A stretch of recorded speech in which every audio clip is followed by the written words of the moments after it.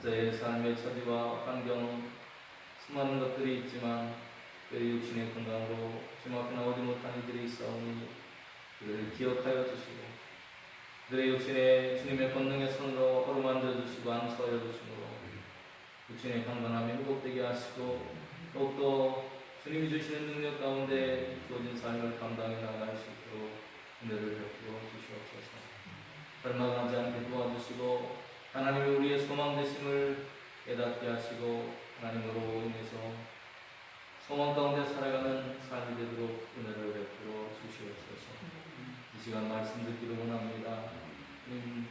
주름이 우리를 넘어뜨리지 못하도록 도와주시고 주의 말씀 가운데 새로운 힘을 얻게 하시고 은혜를 통해 우리의 삶이 변화되는 역사가 나타나게 하여 주시옵소서. 모든 것 감사드리며 예수님의 이름으로 기도드립니다. 아멘.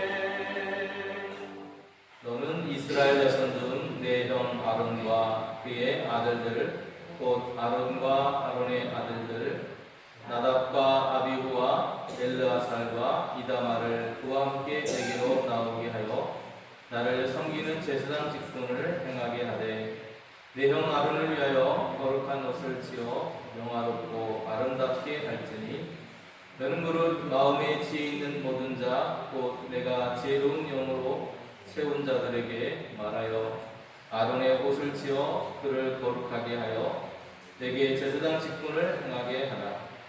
그들의 지을 옷은 이러하니 곧 흉태와 에봇과 겉옷과 반포 속옷과 관과 띠라. 그들이 내 형 아론과 그 아들들을 위하여 거룩한 옷을 지어 아론이 내게 제사장 직분을 행하게 하라.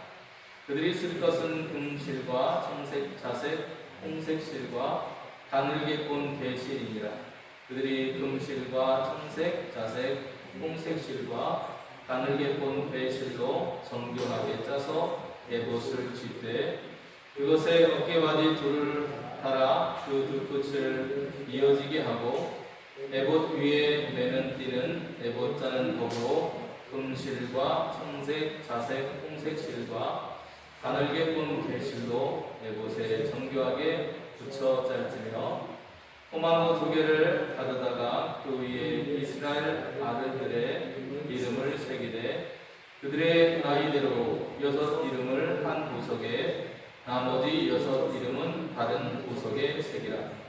보석을 새기는 자가 도장에 새김같이 너는 이스라엘 아들들의 이름을 그 두 보석에 새겨 금태에 올리고 그 두 보석을 에봇의 두 어깨바디에 붙여 이스라엘 아들들의 기념 보석을 삼되 아론이 여호와 앞에서 그들의 이름을 그 두 어깨에 메워서 기념이 되게 할지며 너는 금으로 태를 만들고 순금으로 노끈처럼 두 사슬을 닦고 그 따은 사슬을 그 태에 달지니라. 아멘. 제사장의 예복에 관한 말씀이 되겠습니다. 25장에서 27장까지는 성막의 건설에 대한 규정들을 상세하게 기록하고 있습니다. 그리고 이제 28장에서는 주님께서 모세에게 제사장의 예복 제작법을 상세하게 알려주시는데요. 그리고 28장은 세 문단으로 구성이 되어 있습니다. 1절에서 7절까지는 제사장의 예복을 제작하는 것에 대해서, 그리고 8절부터 21절까지는 제사장의 가슴바지를 제작하는 법, 그리고 31절부터 43절까지는 예복의 나머지 부분들을 제작하는 방법으로 이렇게 구성이 되어져 있습니다. 세 부분으로 되어 있고요. 그런데 왜 하나님께서 이렇게 자세하게 제사장의 옷을 만드는데 그것에 대해서 알려주셨을까 생각해보면 이영재 목사님은 책에서 이렇게 말씀하시더라고요. 백성을 대표해서 성막에 임재하신 하나님께 가까이 나와서 하나님과 올바른 관계를 지켜나가야 할 직분자로 택하셨기 때문이다. 백성을 대표하는 직분자로 택하셨기 때문에 하나님께서 이들을 구별하기 위해서 이렇게 자세하게 설명해놨다는 겁니다. 제사장의 예복은 하나님 앞에 나아갈 때 모든 죄를 가리고 또 온전하신 하나님의 형상을 회복하겠다는 결의를 주님 앞에 보여드리는 것입니다. 또 모든 인간은 하나님 앞에서 죄인이기 때문에 하나님과 지속적인 관계를 유지하기 위해서는 죄를 회개하는 일이 반드시 필요하고요. 또 하나님의 형상을 회복한 모습으로 주님 앞에서 자신을 세우겠다고 결심해야 한다는 것입니다. 이것이 제사장의 예복을 자세하게 규정하시는 하나님의 뜻이라는 거예요. 그래서 하나님의 택한 백성이 여전히 죄 속에 있음에도 불구하고 그들과 좋은 관계를 가지시려고 하는 하나님의 뜻이 오늘 이 안에 담겨 있다고 말할 수 있을 것 같습니다. 이제 안으로 들어가서 좀 더 자세하게 말씀을 나눌게요. 함께 말씀 읽어보겠습니다.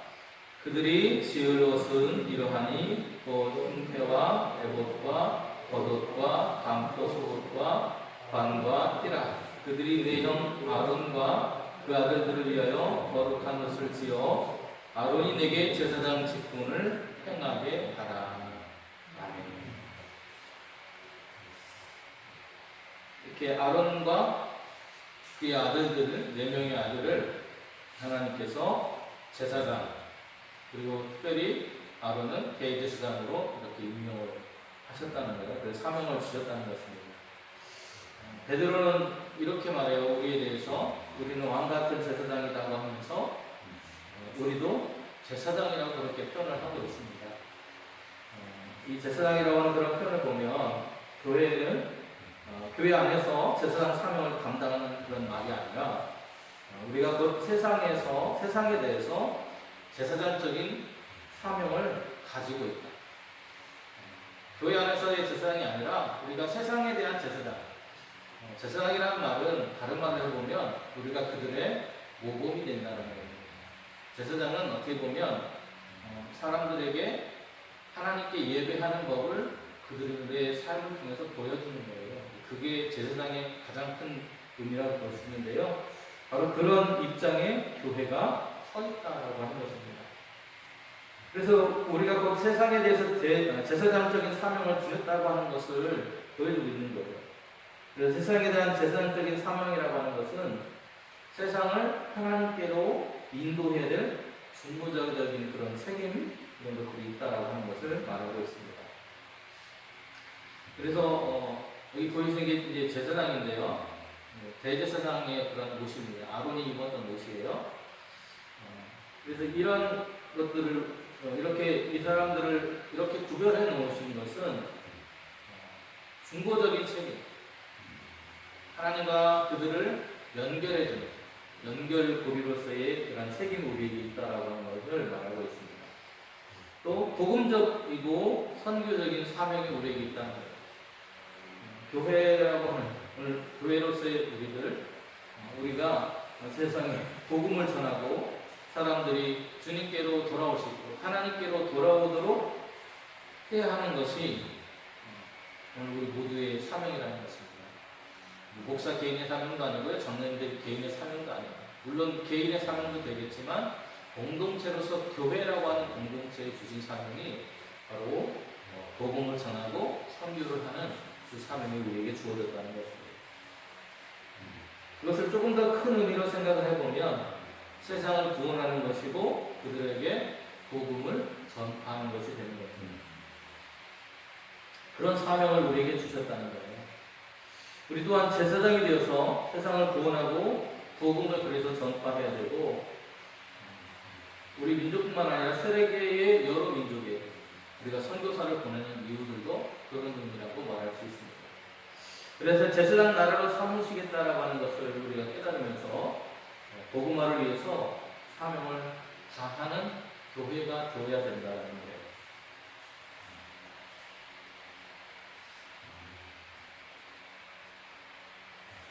제사장은 그 옷을 입혀서 거룩하게 구분하라 이렇게 말을 하고 있는데요. 우리는 이미 구별된 사람들입니다. 그리고 구별된 민족이에요. 그런데 그 사명과 역할에 의해서 구별되어진다는 거예요. 세상과 우리가 다른 존재, 이런 의미가 아니라 우리가 여전히 세상 속에 살아가고 있지만 그들과 사명이라고 하는 것에 있어서 다르다는 거예요. 그래서 그들을 하나님께로 인도하는 그 사명, 그 역할을 위해서 하나님께서 세상 속에 살아가는 우리들을 구별하셨다는 것입니다. 제사장의 거룩한 옷을 입히라고 하는 것은 바로 그런 의미를 담고 있습니다. 우리의 존재 자체가 구별된 건 아니에요. 우리의 존재는 똑같습니다. 세상에 살아가는 사람들, 우리도 여전히 세상에 살아가고 있고요. 존재는 똑같지만 우리가 하는 일이 다르다는 거예요. 그 사람들하고 역할이 다르다는 것이죠. 그리고 사명, 복음을 전하고 선교하는 그 사명 때문에 세상과 우리를 구별하셨다라는 의미를 담고 있습니다. 그래서 구별된 자라고 하는 의미에서 다른 옷을 입게 하셨다는 거예요. 우리가 체육대회나 이런 거 하면 반 대표가 되는 사람들에게는 좀 다른 옷을 입혀주거든요. 다른 옷을 입혀주는, 유니폼을 다른 걸 입혀주는데요. 바로 그런 거하고 똑같습니다. 국가대표하면 어떻습니까? 축구선수나 이런 사람들이 국가대표 그 유니폼이 있죠. 네, 그거하고 똑같은 거예요. 그렇게 그들이 그 사명, 나라를 대표하는 사명을 받은 것처럼 오늘 교회의 사명, 복음을 전하고 선교의 역할을 감당하는 그 사명자로서 우리가 부름받았다라고 하는 의미에서 오늘 본문에는 아론과 그의 아들들에게 다른 옷을 입혀줬다라고 말하고 있는 것입니다. 그들에게 제사장의 의복을 입혀주었어요. 아론과 아들들에게. 그리고 그 재료가 무엇이었는지를 소개하고 있습니다. 거룩한 직분에는 그에 걸맞는 옷을 입도록 하는 것이 필요하다는 겁니다. 대제사장의 옷은 아론과 그의 아들들이 입는 것이었습니다. 그리고 그 역할을 달랐다는 거죠. 아까 그 아들들을 구별했다고 그러셨죠. 하나님께서 모세와 아론과 그의 아들 4명을 구별하셔서 그들에게 기름을 붓고 제사장의 사명을 주셨다는 거예요. 그런데 이들에게 주신 그 사명이 뭐였느냐, 그 역할들이 뭐였냐. 첫째는 대제사장 의복을 짓는 재료는 성막의 재료하고 비슷한 것을 볼 수가 있습니다. 5절 말씀 보면 그 쓸 것은 금실과 청색, 자색, 홍색 실과 바늘개본 배실입니다. 어디서 많이 들었죠, 그죠? 어디에 이게 쓰였을까요? 입구에. 그렇죠. 성막에 들어가는 입구에 그 문을 만들 때 거기에 쓰였던 실이 이거하고 똑같습니다. 다시 말하면 성막의 축소판처럼 이들에게 입혔던 옷이 그렇게 구별되어졌다라는 걸 볼 수 있어요. 그리고 대제사장의 의복은 그를 영화롭고 아름답게 하기 위한 것이었다고 오늘 2절에서 기록하고 있습니다. 이는 대제사장 스스로 영광을 얻기 위한 것은 아니에요. 귀한 재료를 사용한 성막처럼 성막이 귀한 재료를 통해서 그곳 하나님이 임재하신다는 것을, 영광으로 임재하신다는 것을 상징했던 것처럼 이들도 그러한 상징성을 가지고 있었다는 것입니다. 그리고 세 번째는 대제사장의 의복은 대제사장을 거룩하게 구별해서 그가 성스러운 직분, 아까 앞에서 말씀드렸던 선교하고 복음을 전하는 그런 직분을 감당하기 위해서 그들을 그렇게 부르셨다는 것을 보여주고 있다는 거예요. 성령을 받은 사람들이 그 받은 지혜로 옷을 만들어야만 했습니다. 왜냐하면 그렇게 해야만 비로소 하나님의 영광을 드러낼 수 있었기 때문이에요. 하나님의 영광을 이해하는 사람이 그 옷을 만들어야만 하나님의 뜻대로 옷을 만들 수 있었기 때문입니다. 그래서 하나님의 영광은 성령을 받지 않고서는 알 수 없다는 것을 우리에게 보여줘요. 이렇게 제사장이 입었던 옷은 이렇습니다. 속바지를 입었고요. 그 위에다가 속옷과 띠를 이렇게 띄었고, 그리고 거기에다가 에봇 받침을 하는 겉옷을 입게 됩니다. 성막도 마찬가지였죠. 이때 이렇게 하얀 삼배를 통해서 만든 것을 했고, 그 안에 또 다른 가죽으로 만든 것, 그리고 그 위에 화려하게 만들어 숨어왔던 그런 옷을 입었었습니다. 여기도 마찬가지, 이게 에봇이라고 하는 겁니다. 그리고 에봇을 묶어주는 띠가 있었고요. 그리고 그 위에다는 한결의 흉패, 여기에는 주사위, 국민이라고 하는 그런 주사위가 안에 이렇게 들어져 있었어요. 그래서 어떤 재판을 할 때 옳고 그름을 판결해야 되는 그런 상황이 왔을 때 그 주사위를 던져서 이 사람이 옳은 일을 했는지 그런 일을 했는지 판결을 했다고 알 수 있습니다. 그리고 관을 쓰게 되는데요. 관에는 2가지가 있었어요. 여기 그냥 조금 뾰족하게 이렇게 올라와 있는 그런 모자는 일반적인 제사장이 쓰는 거였고요. 옆으로 넓게 넓은 호박처럼 이렇게 퍼져 있는 거는 대제사장이 쓰는 관이었습니다. 그리고 그 관 앞에 성패라고 하는 거를 붙였어요. 그래서 이런 과정을 거쳐서 되게 많이 있죠. 여러 과정을 통해서 대제사장의 그런 옷이 완성됐던 것을 볼 수 있습니다. 제사장의 의복에는 어깨에 견대라고 하는 것을 이렇게 대게 되는데요. 여기 보시면 이게 앞모습이고 이게 전체 입었을 때의 뒷모습입니다. 이게 지금 그 판결의 형태를 찾죠, 그죠? 근데 이 판결의 형태를 묶은 끈의 끝에 가보면 여기 잘 보이실지 모르겠지만 보석이 왼쪽에 하나, 오른쪽에 하나, 어깨 위에 이렇게 양쪽에 보석이 있었습니다. 이 보석의 이름은 호마노라고 하는 그런 보석이었어요. 이 두 개의 보석이 있는데 이 보석에는 뭐가 있었냐? 여기 보시면 글씨가 써 있습니다. 이 두 개의 보석인데요.